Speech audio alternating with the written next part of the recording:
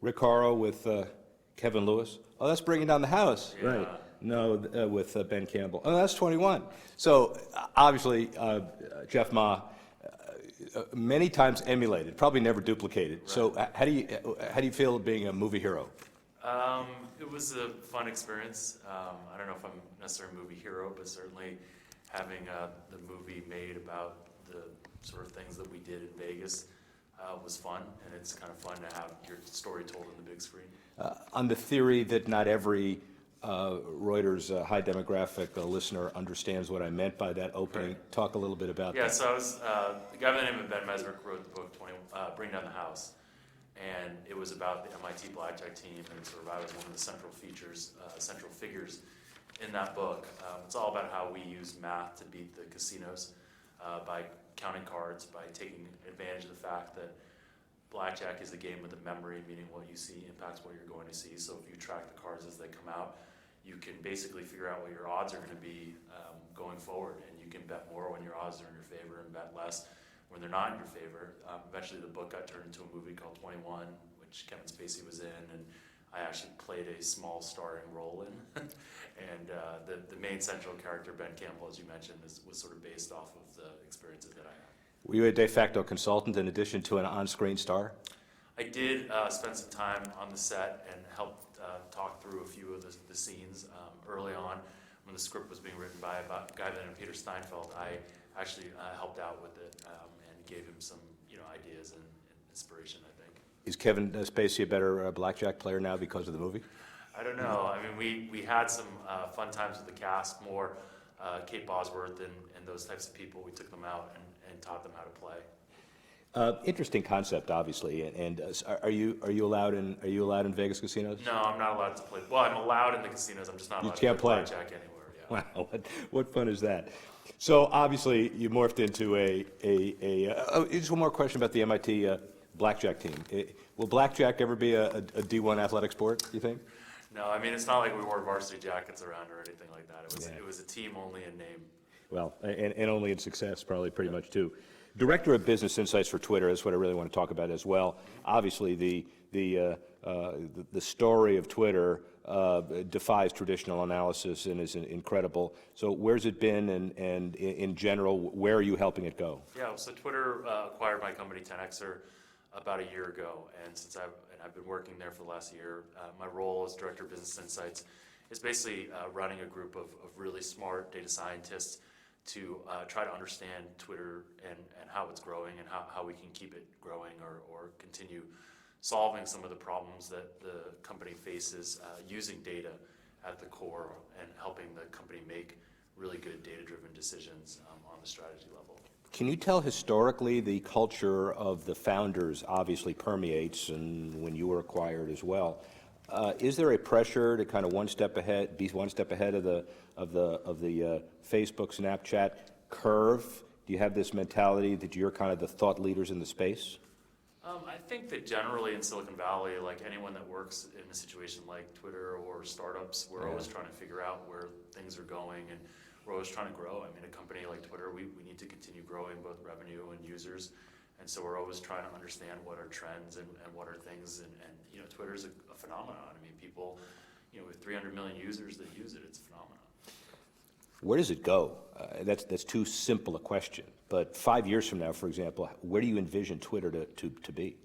I think Twitter could be a lot of different things. I mean, Twitter is an incredible communication platform. It's an incredible messaging platform.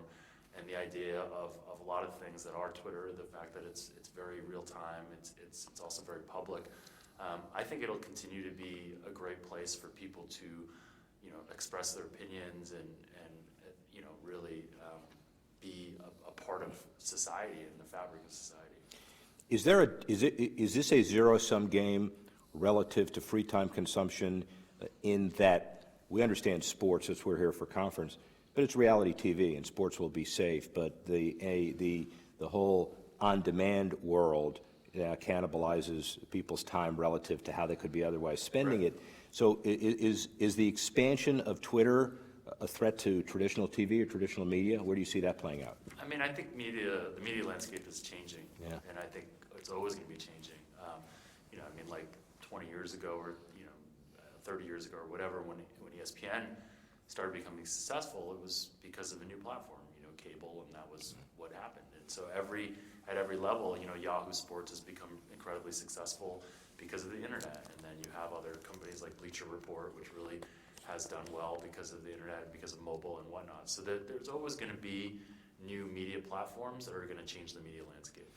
Twitter, always the home of social, personal content, but there are discussions about Twitter and Snapchat and Facebook and others actually bidding for the rights to sports content, sports programming, NFL, for example. Sure. Do you see that happening? I think that like I mentioned, like platforms are all, where people consume media is constantly going to change, right? And the idea that you could watch a game on your phone, if you thought about that, 10 years ago, would almost have been unthinkable, like bandwidth issues and whatnot.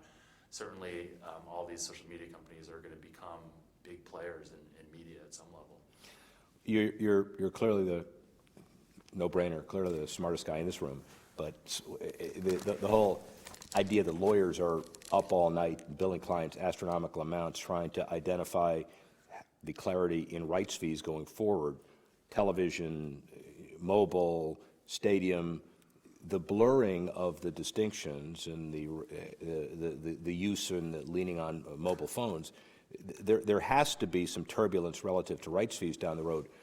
I could ask you how it all shakes out, but give me a top-line view of all that? Yeah, I think rights fees are certainly going to change and evolve just because there's different ways to consume media. I think that, the challenge is obviously, like you said, it's lawyers kind of sitting around and thinking about the best ways, and traditionally the leagues have thought about protecting their assets more than just monetizing them in lots of different directions. So I think the leagues are really thinking more progressively about this now, and I think the idea of being able to watch games in many different platforms or in many different media is what's going to happen. So I think rights fees will become, I think they're going to evolve. I think hopefully maybe there'll be more rev share and that type of stuff versus the actual sort of like really big upfront rights fees that really limit the ability to see games to potentially one platform. And so at the very least, you would think that the rights fees and rights deals will cut across platforms, in theory. Yeah, like I said, I'm certainly not an expert in any of this, but I do think that the traditional way that leagues have looked at rights is not going to work going forward. So I think they're going to have to think a little bit differently about how they monetize their content. The bio says you have consulted or consult for the Blazers and the Niners. Are you calling plays for Kaepernick? What are you doing? I would tell them to run a lot. Yeah. If that were the case. It doesn't take you to do that. There are a lot of people who think that. So what are you doing for them? Well, I don't work with either of those teams really anymore. I work with a sort of a major apparel brand still a little bit on with some analytics and that type of thing. But generally, like my days of working with teams, we used to do some work helping them understand some of their in-game strategy and a little bit of work helping them understand who to draft based on college statistics. Well, let's talk about that for a second, even though you're not actively consulting in that space. The whole draft prediction, we're coming up on it in the next 6 weeks, and the latest numbers, each team, I think, employs 37,000 scouts to try to figure out what they're trying to do, and a lot of it is predictive, and half of them hit. Well, what's your insight in that whole draft process? If you were to change it, it's a very inexact science, and I think that the idea would be to try to get as many picks as you can and hope portfolio theory and hope that some of them pan out. But there's drafting, especially in college football, and with so few picks and things like that, it's difficult. And I think that the problem with a lot of those types of stats is you just don't get very many games. Like these college players don't play that many games. There's just not a huge amount of sample size.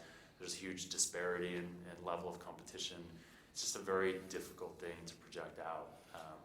What I'm going to do is we're going to replay that to the scouting trade show and see how they feel about that. From day one, and this conference for the last 10 years focuses on sports analytics and the whole Moneyball debate and how much is in the mind, how much is in the heart, and how much is in the stats. What's your sense of all of that? There's a role. Is there where is the blend? Where's the mix? Well, I think it's exactly that. It's a mix, right?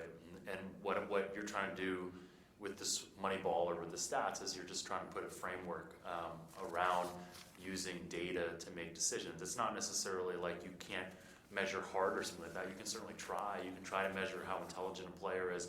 There's definitely ways to measure intangibles. The whole idea of Moneyball or of any of this data type stuff is like, let's find better ways to sort of solve problems or to predict, outcomes. And let's do that by really focusing on getting real data and using that data to make decisions. And so anything that you do, you can create data around it or a framework around it to take what is normally feeling very subjective and make it feel a little bit more objective. Too general a question, but you're the Director of Business Insights in a company that deals with sports as part of its life. Do most sports decision makers or people involved, they feel threatened by you? Do they embrace your solutions? Well, Do they like to engage in conversations with you? I certainly try not to be threatening in terms of saying that like the data is the only answer. Yeah. I think data is a great way to help people make decisions. And so my job, as part of my job, is to take the data and actually sell it in to the organization to help the organization understand and believe in sort of some of the insights that we get. This is a global audience. It's international. Mm-hmm. Twitter is global and continues to be global. Are borders, how less important are borders today than they were before? And what's the tangible next step on that? Yeah, I mean, Twitter is certainly international. It's a platform that's the beauty of it. It's used very differently in certain locales and very differently in certain countries. And the borders are probably based on language more than anything, but generally, like, it's the thing that's so great about Twitter. It is ubiquitous, and it is a place that you can go, and if you're in another country, you can see what's going on in another country. So. Yeah. A couple more on fantasy. Do you have any? We're in this whole regulatory area, and especially daily, and the whole issue of luck versus skill, the legal carve out. Yep. Everybody understands that. Now we're reinventing the perception of whether it's gambling or not. What's your take on it?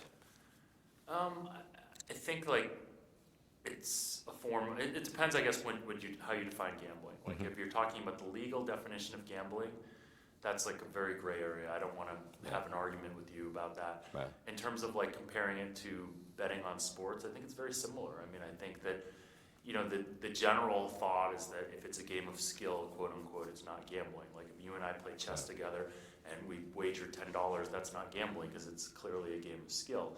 I think what the challenge is that a lot of situations are not that clear in terms of skill versus luck. And when you get into this gray area, which clearly daily fantasy sports is, in terms of it being a game or skill, it becomes a very subjective decision that a lawyer or a judge or whomever, attorney general, is making. And so when that situation comes about, it's hard to sort of draw the line of what's gambling and what's not.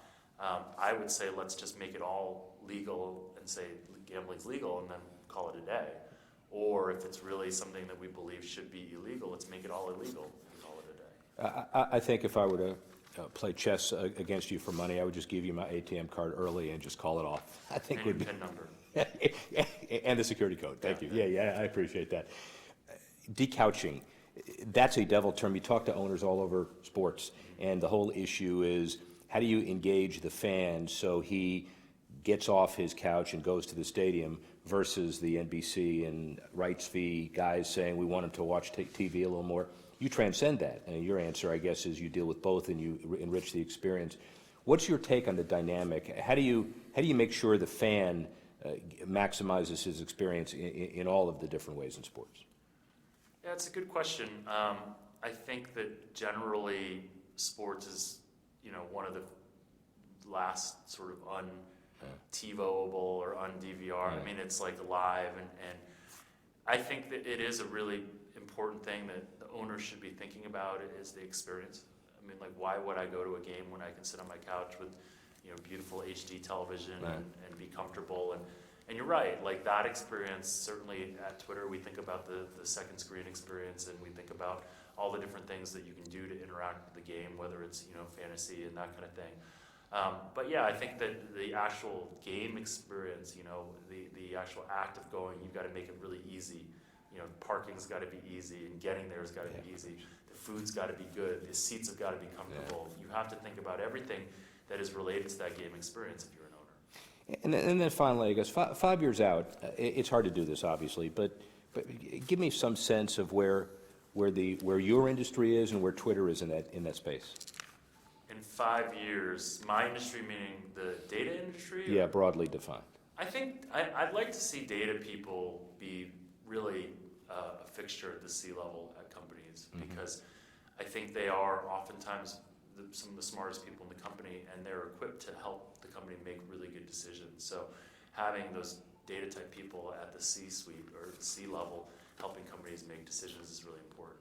As far as Twitter goes, I mean, who knows? The sky's the limit. There's just awesome opportunities there. It's an amazing product and an amazing company. I'll get my credit card out. Let's go play chess. Okay, Thanks. sounds good.